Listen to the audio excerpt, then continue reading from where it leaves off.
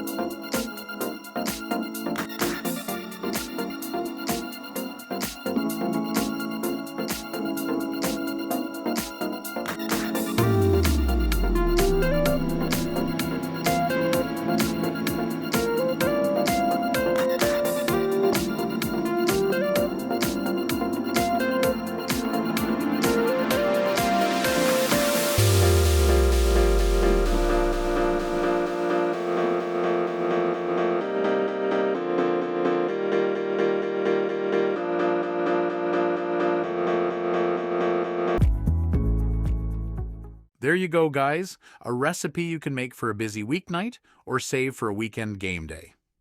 Would you prefer your drumsticks extra lemony, or do you like to go heavier on the herbs? Drop a comment and tell me what your taste buds prefer.